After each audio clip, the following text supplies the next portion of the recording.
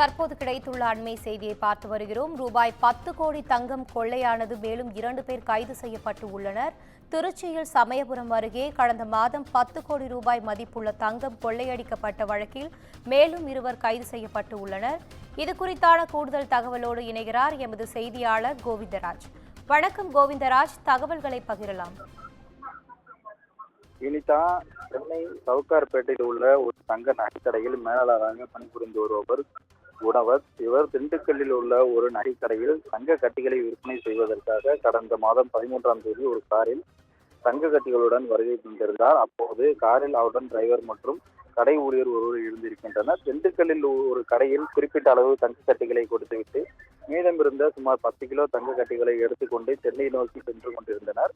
அப்போது திருச்சி சென்னை தேசிய நெடுஞ்சாலையில் சமயபுரத்தை அடுத்த இருங்கலூர் அருகே வந்தபோது இயற்கை உபாதை கழிப்பதற்காக காரை நிறுத்தி 3 பேரும் கீழே இறங்கி இருக்கின்றனர். அப்போது அந்த காரை பின்தொடர்ந்து மற்றொரு காரில் வந்தவர்கள் குணவை உள்ளிட்ட 3 பேரின் கண்களில் மிளகாய் பொடியை தூவி காரில் இருந்த சுமார் 10 கோடி மதிப்பிலான 10 கிலோ தங்க கட்டிகளை கொள்ளையடித்துவிட்டு காரில் ஏறி மின்னல் வேகத்தில் தப்பிச் சென்றிருக்கின்றனர்.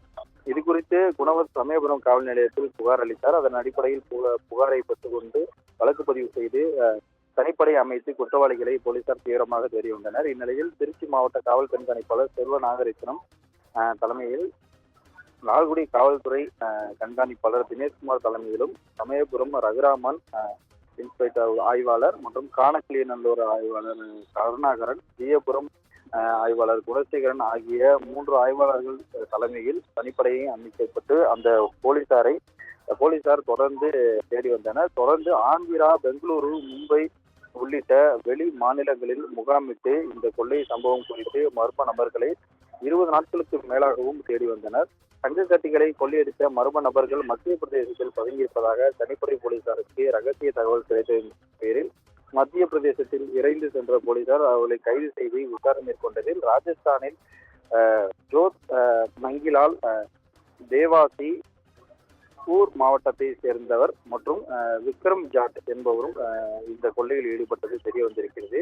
மேலும் மர்ம நபர்கள் மும்பை ஆக்ரா நெடுஞ்சாலையில் மத்திய பிரதேசத்தில் பர்வானிக்கு செல்லும் பேருந்தில் சென்று கொண்டிருப்பதாக ரகசிய தகவல் கிடைத்ததன் பெயரில் அந்த மர்ம நபர்களுக்கு தெரியாமல் அந்த பேருந்தில் ஏறி 2 பேரை அதிரடியாக கைது செய்து அவர்களிடம் இருந்து 10 கோடி மதிப்புள்ள 9.432 கிலோ தங்க நகைகள், 3 லட்சம் ரொக்கம், 1 நாட்டு துப்பாக்கி, தோட்டாக்கள் மற்றும் ஒரு செல்போன் ஆகியவற்றை சினிமா பட பாணியில் தற்பொழுது அவர்களை மடக்கி பிடித்து அனைத்தையும் பறிமுதல் செய்திருக்கின்றனர்.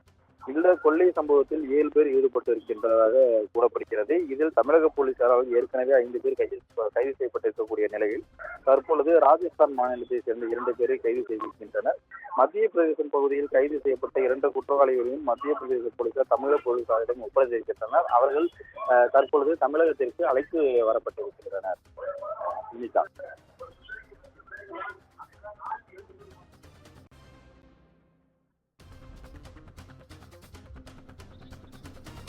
தகவல்களுக்கு நன்றி கோவிந்தராஜ்.